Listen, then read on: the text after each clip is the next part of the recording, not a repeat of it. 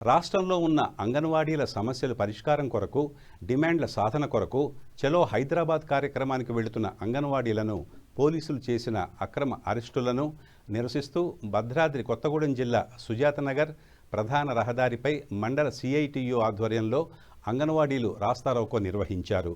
ప్రతిపక్ష నేతగా ఉన్నప్పుడు మేము అధికారంలోకి వస్తే అంగన్వాడీలకు 18,000 రూపాయలు వేతనం ఇస్తామని, రిటైర్మెంట్ బెనిఫిట్స్ కల్పిస్తామని చెప్పిన రేవంత్ రెడ్డి అధికారంలోకి వచ్చిన తర్వాత మమ్మల్ని పట్టించుకోవటమే లేదని ఆయన ఆవేదన వ్యక్తం చేశారు.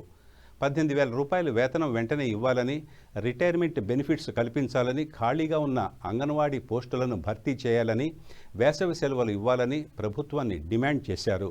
చలో హైదరాబాద్ కార్యక్రమంలో అరెస్టు చేసిన అంగన్వాడీలను బేషరతుగా విడుదల చేయాలని, లేని పక్షంలో రానున్న కాలంలో మీకు గుణపాఠం తప్పదని హెచ్చరించారు.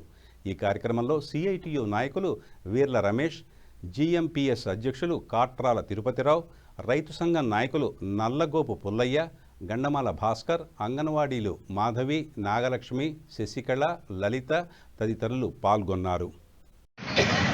కేసీఆర్ ప్రభుత్వంలో అంగన్వాడీలు ఎన్నో కార్యక్రమాలు చేశారు. వాళ్ళకి మేము సంఘీభావంగా రైతాంగంగా పోయి తెలిపాము. మాకు సరైన వేతనం రావాలని 2014 తర్వాత వచ్చిన కేసీఆర్ ప్రభుత్వంలో కొట్టాడితే కేసీఆర్ ప్రభుత్వం ఇయ్యలేకపోయింది. నిమ్మకి నీరెత్తినట్టు 9 సంవత్సరాలు తల్లేరు మీద నడకలేక వీళ్ళని మాటలు చెప్పి పని ఎట్టి చాకరీ చేసుకొని 9 సంవత్సరాలు అవుతున్నా కూడా వాళ్ళు వేతనాలు ఇవ్వలేకపోయారు.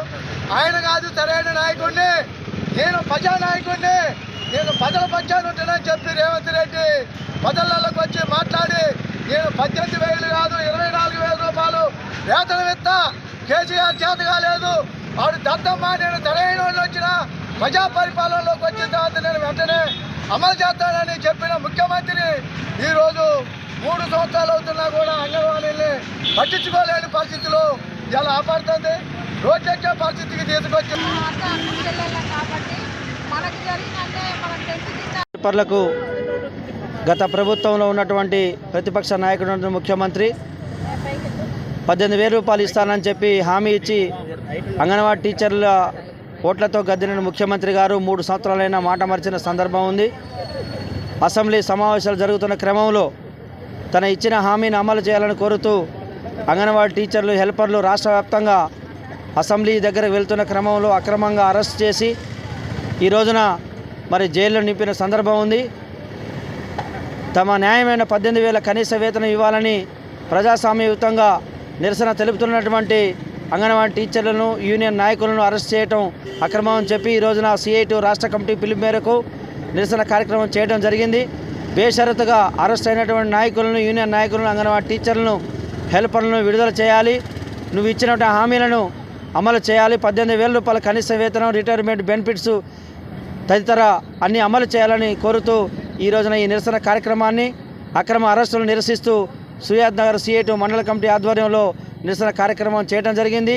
ఇచ్చిన హామీలను అమలు చేయకపోతే రానున్న కాలంలో సిఐటియు రాష్ట్ర కమిటీ ఆధ్వర్యంలో ఆందోళనలు ఉధృతం చేస్తామని ఈ సందర్భంగా ప్రభుత్వాన్ని హెచ్చరిస్తున్నాం.